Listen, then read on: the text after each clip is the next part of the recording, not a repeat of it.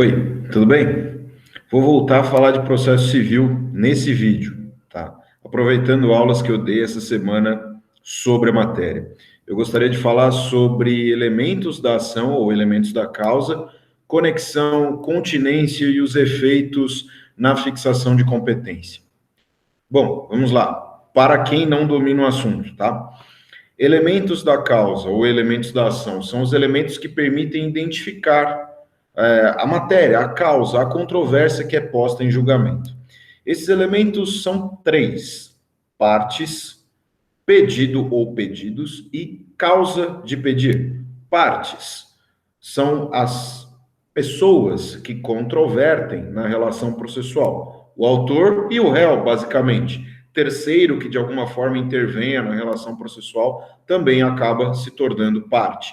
Autor, né, de uma forma bem simplificada, autor é quem diz que é titular de um direito e diz que o réu tem que satisfazer esse direito. O réu é aquele contra quem se diz que há a necessidade de satisfação de um direito especificamente. Para não ficar no etéreo, vamos tentar simplificar com um exemplo. Tício e Caio, né? Vamos usar Tício e Caio do direito romano. Tício e Caio estão trafegando na via pública, ali na Avenida dos Bandeirantes, ali próximo ao aeroporto de Congonhas, né? De repente, Caio bate no carro de Tício, bate na traseira do carro de Tício. Tício tinha um direito de propriedade sobre o seu carro.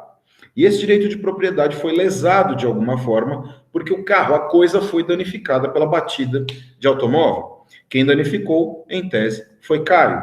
Tício tem agora uma pretensão, porque o seu direito subjetivo de propriedade foi violado. Tício agora tem uma pretensão. Qual é a pretensão? De que Caio indenize o conserto desse carro, uma reparação de dano material. Só que essa pretensão é resistida, porque Caio diz: não vou pagar. Na verdade, você que freou bruscamente, então eu não vou pagar o valor do conserto. Ou seja, eu tenho um conflito de interesses, tenho a pretensão do Tício de reparação da violação ao seu direito subjetivo e a resistência de Caio dizendo que não tem obrigação de pagar. Logo, eu tenho uma lide.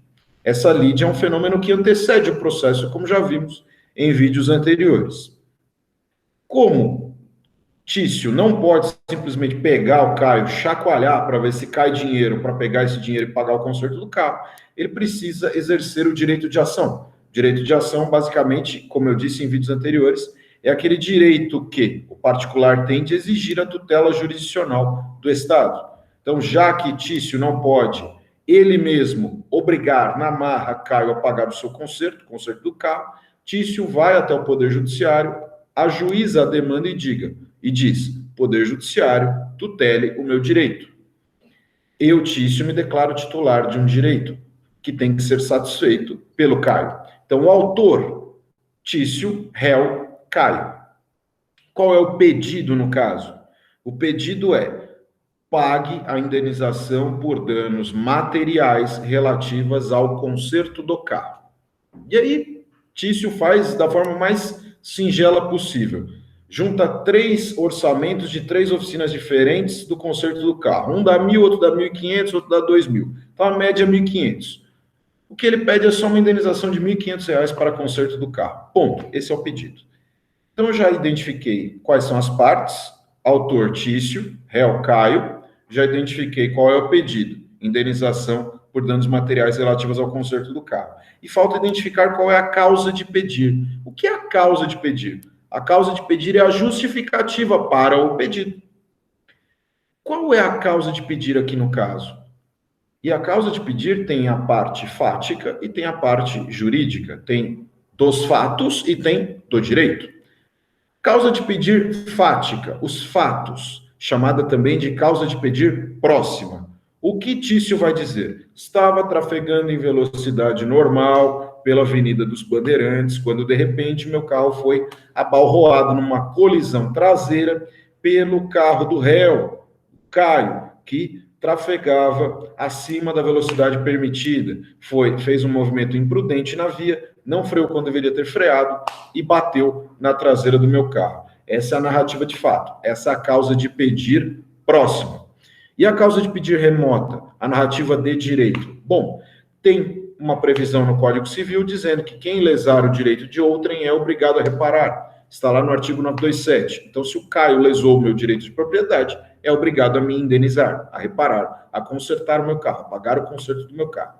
E, além disso, o artigo 944 do Código Civil diz que a indenização tem que ser proporcional à extensão do dano. Se o custo do conserto do carro é de R$ 1.500 em média, então ele tem que me pagar uma indenização de R$ 1.500. Eu estou invocando o Instituto da Responsabilidade Civil. Eu dei os fundamentos de fato, causa de pedir próximo, e os fundamentos de direito, causa de pedir remota. Dei os 3 elementos dessa ação. Ótimo, perfeito, resolvido. Agora vamos tentar complicar um pouco mais. Imaginem que Tício esqueceu de fazer outros pedidos, porque tem algumas outras peculiaridades. A batida não foi tão fraca assim, a batida foi forte. Então, Tício teve uma pequena lesão lombar, está tendo que tomar remédios para a dor e está tendo que usar um colar cervical. Tudo isso teve um custo. Custo de compra de remédios, de analgésico, custo da compra do colar cervical, custo do tratamento médico. Então, tem um custo de dano material aí, que não é só o conserto do carro. Tem um dano material pelas despesas médicas. Além disso, a sua integridade física foi prejudicada, ele sente dor. Então, houve uma ofensa a um direito da personalidade, sua integridade física, seu corpo. Portanto, há supostamente um dano moral a ser indenizado.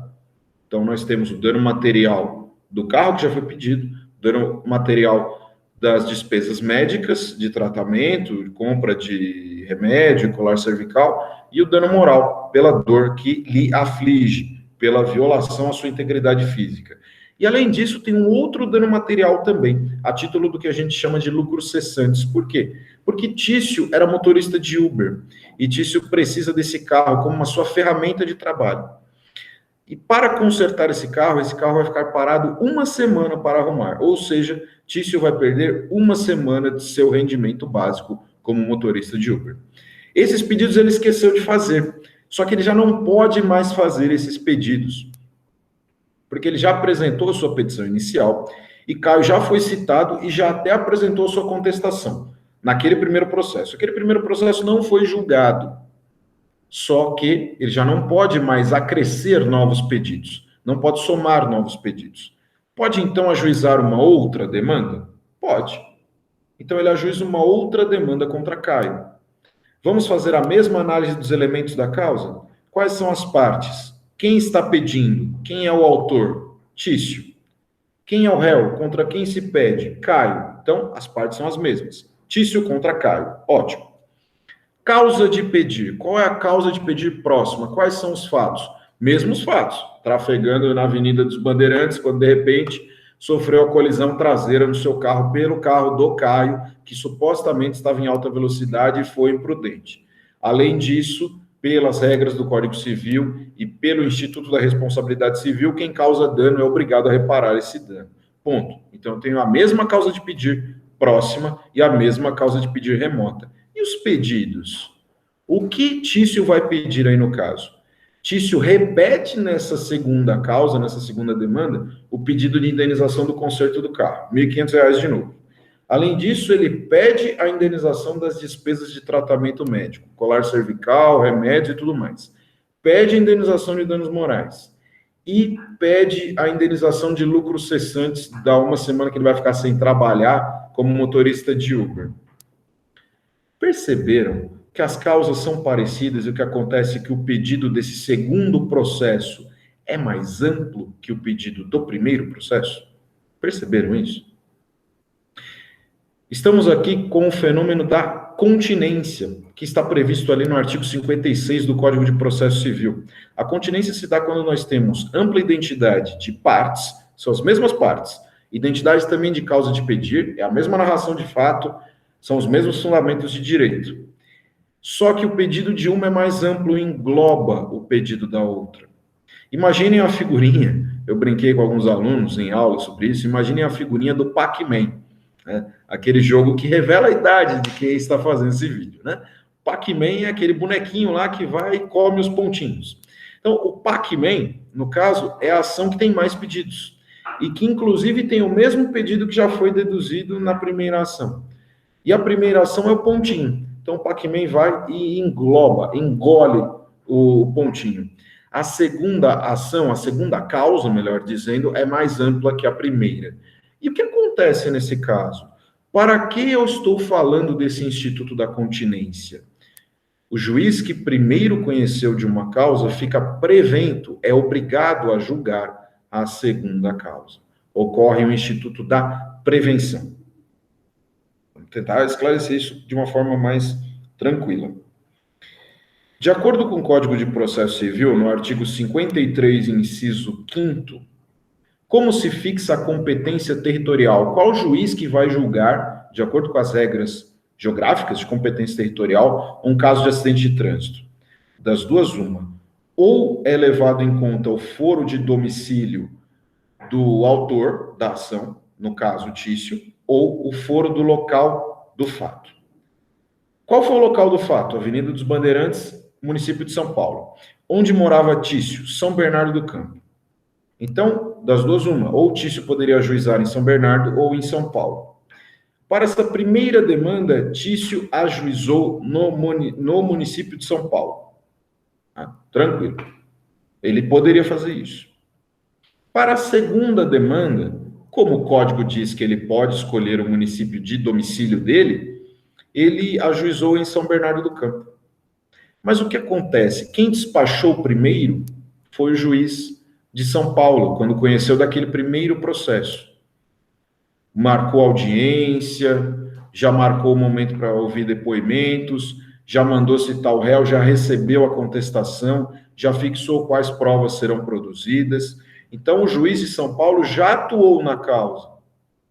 Quanto a esse segundo processo, ficaria com o juiz de São Bernardo do Campo, só que o juiz de São Paulo conheceu primeiro. Neste caso, o que acontece? O juiz de São Paulo tem que conhecer do segundo processo também, tem que deliberar, tem que instruir e julgar o segundo processo também. Ocorre o fenômeno da prevenção. Nesse caso, portanto, aquela ação, aquele segundo processo que começaria a tramitar em São Bernardo do Campo tem que ser deslocado para São Paulo, neste caso. Tá? Ocorre aí esse fenômeno da conexão, da continência e da prevenção.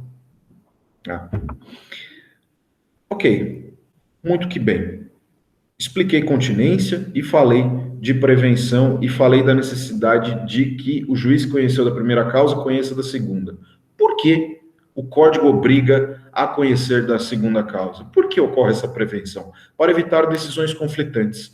Imagine que o juiz de São Paulo, que conheceu da primeira causa, aplique o básico. E aqui vocês têm que saber desde logo, quem não sabe. Existe uma presunção de que quem bateu na traseira do carro é culpado. Por quê? É o que geralmente ocorre. A culpa é de quem está lá atrás, quem bate na traseira do carro. Geralmente é assim que ocorre. Ótimo.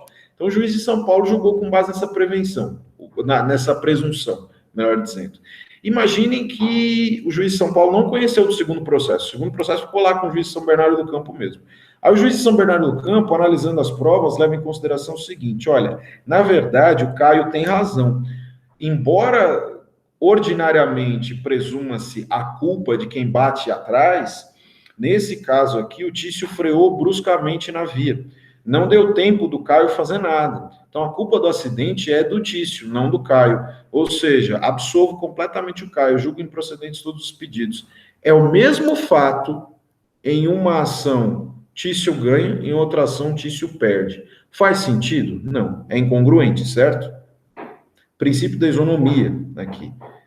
As situações iguais têm que ser tratadas da mesma forma. Tratar os iguais igualmente, os desiguais desigualmente na medida de suas desigualdades. Eu não sei se é justo o Tício ganhar ou o Tício perder. Eu sei que não faz o menor sentido em um processo o Tício ganhar e pelo mesmo fato em outro processo o Tício perder. Por isso, o juiz que julga o primeiro caso tem que ficar vinculado para instruir e julgar o segundo caso. Ou melhor, o juiz que começa a apreciar o primeiro caso tem que apreciar também o segundo caso. E aí, nesse caso, é uma sentença só para os dois processos. Isso também ocorre no fenômeno da conexão, ou deveria acontecer dessa forma. Só que a conexão é um pouquinho diferente. A continência está lá no artigo 56 do Código de Processo Civil. A conexão está no artigo 55 do Código de Processo Civil. A conexão se dá entre duas ou mais ações quando há conexão pelo pedido ou pela causa de pedir. Percebam que não se fala em nenhum momento que as partes têm que ser iguais. E realmente não tem. O que importa aqui é o tratamento isonômico, mesmo que as partes sejam diferentes, desde que a causa de pedir ou o pedido seja o mesmo, desde que as relações jurídicas sejam similares. Um exemplo para ficar claro é o exemplo do chamado direito individual homogêneo. No Código de Defesa do Consumidor, lá no artigo 81, há a definição do que é interesse difuso, interesse coletivo, interesse individual homogêneo. Para nós, aqui, neste vídeo, para não ficar muito longo, o que interessa é a definição do que é interesse individual homogêneo. Interesse individual homogêneo é aquele que é individualizado de fato. Cada um tem o seu interesse, tem o seu direito. Porém, todos esses direitos, esse feixe todo de direitos, decorre de um fato em comum. Um único fato, ou uma única situação de fato ou de direito, gerou essa multiplicidade de direitos. Exemplificando novamente para ficar mais claro. Imaginem que determinada operadora de plano de saúde sofre insolvência civil, ou seja, ela quebra, não tem mais dinheiro para operar. Ok. E havia 1.500 segurados daquele plano, daquele seguro-saúde, né, que era operado por aquela operadora de seguro-saúde. Essa operadora prestava múltiplos serviços. Então, tinha ali cliente que estava com cirurgia estética marcada, outro que precisava fazer uma cirurgia, um transplante de coração, outro que fazia um acompanhamento médico com fisioterapia, outro que tem um pai ou uma mãe de idade avançada e por isso trabalha com um cuidador, serviço de cuidador que é fornecido pelo plano de saúde, um auxiliar de enfermagem que fica ali o tempo todo cuidando de higiene da saúde, administrando medicamentos, verificando sinais vitais da pessoa. Então, nós temos múltiplos serviços que são prestados por aquele plano de saúde. A partir do momento que o plano de saúde quebra, todos esses serviços deixam de ser prestados. Para todos aqueles clientes, vai haver um prejuízo de ordem moral, né, pelo prejuízo dos seus tratamentos à saúde, prejudicando até sua vida ou seu tratamento de saúde, e também um prejuízo de ordem material, porque agora vão ter que se virar no mercado para conseguir tratamento similar. Só que o dano moral de um é maior do que o outro, o dano material de um é maior do que o outro. Moral, material, às vezes até um dano estético pode acontecer. Então, nós temos amplitudes de danos diferentes, só que todos esses danos surgiram do mesmo fato, quebrou o plano de saúde. Imaginem que nesse exemplo do plano de saúde que quebrou, nós temos Mévio, né, eu já usei Tício e Caio. Então, Mévio e eu não lembro de outro nome direito romano, então vai Epaminondas. Bom? Então, Mévio e Epaminondas. Mévio precisava dos serviços de home care, de cuidador, que eram fornecidos pelo plano de saúde. Geralmente, esses serviços são terceirizados. Tá? Em direito do trabalho, a gente vê muito isso, em audiências trabalhistas. Então, Mévio usava esse serviço terceirizado de cuidador para sua mãe, que é de idade avançada. Já Epaminondas tinha uma cirurgia bariátrica marcada, né, digamos assim. Os dois foram prejudicados pela quebra do plano de saúde, tanto a título de dano moral quanto a título de dano material. A causa de pedir próxima os fatos são exatamente os mesmos, né? A questão da quebra do plano de saúde, que deixou de prestar o serviço que já era contratado e obrigatoriamente deveria ser prestado. Será que não seria incongruente se os dois processos fossem julgados por juízes diferentes, um desse ganho de causa e outro não? Já que o fato é o mesmo, quebrou o plano de saúde e nos dois casos havia previsão contratual no plano de saúde para prestar tais serviços, cirurgia bariátrica de um e serviço de cuidador de outro. A solução tem que ser mais ou menos a mesma. Ok, vamos discutir se tem dano moral ou não tem, amplitude de dano moral ou não, mas a culpabilidade da empresa, da prestadora do serviço, da operadora do plano de saúde, é a mesma nos dois casos. quebrou cláusulas contratuais porque incorreu em insolvência civil, parou de prestar serviços. Não dá para julgar um procedente totalmente, outro totalmente improcedente. Não dá. É contraditório, é incongruente. Neste caso, embora as partes autorais sejam diferentes, a questão de fundo é a mesma. A causa que deu motivo a isso, que é a quebra do plano de saúde e a violação das cláusulas contratuais. Tanto que, nesse caso, inclusive, direitos individuais homogêneos podem ser tutelados por ações coletivas. Imaginem que todos esses consumidores do plano de saúde tivessem uma associação de classe que pudesse mover uma ação coletiva contra aquele plano de saúde, pedindo reparação de ordem material e moral. A sentença, numa ação coletiva assim, apenas fixaria ali a obrigatoriedade de indenização. Mas, depois, no momento de liquidação e execução, seria individualizado o dano de cada um. Mas a tutela coletiva seria possível. Então, nesse caso, para evitar decisões conflitantes, admite-se também a prevenção, embora as partes não sejam exatamente as mesmas, pois há conexão pela causa de pedir, notadamente pela causa de pedir próximo. Nesse caso também, o juiz que conheceu da primeira causa acaba conhecendo também da segunda causa e acaba ocorrendo um deslocamento de competência. Mas, cuidado, isto só ocorre quando se trata de hipótese de competência relativa. Hipóteses de competência relativa, como eu disse no segundo vídeo dessa série, são, e também no primeiro vídeo, mas mais especificamente no segundo vídeo, hipóteses de competência relativa são territorial e pelo valor da causa. Competência material, competência funcional e competência em razão da pessoa são critérios de competência absoluta, então a competência não é alterada. Imaginem no caso do acidente de trânsito que haja um reflexo penal. Caio, no caso, estava dirigindo alcoolizado e causou um dano à coluna de Tício gravíssimo. Tício ficou paraplégico, na verdade. Poderíamos cogitar de um crime de lesão corporal, talvez até dolosa, por dolo eventual, para aquela parcela da doutrina que entende que dirigir alcoolizado configura dolo eventual. O Ministério Público, por vezes, faz denúncias dessa natureza, justificando ali que seria uma hipótese de dolo eventual. Então, nós temos o reflexo penal ali, do crime de lesão corporal, e nós temos o reflexo civil, todas aquelas indenizações que eu já tinha dado no exemplo anterior. É o mesmo juiz que vai julgar o âmbito penal e o âmbito civil? Não, pois nós temos matérias diferentes. E pela lei de organização judiciária local, nós temos vara civil e vara criminal. Então, a questão criminal vai para a vara criminal, a questão civil vai para a vara civil, ou a depender do valor da causa, vai para o juizado especial civil.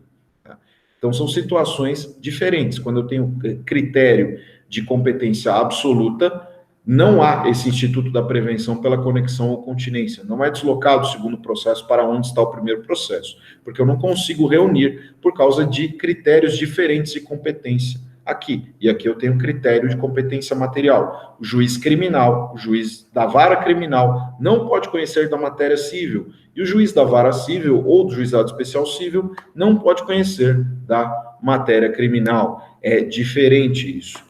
Além disso, nós temos que ter um pequeno cuidado quanto à ação no JEC, o Juizado Especial Civil. Imaginem de novo o exemplo entre Tício e Caio.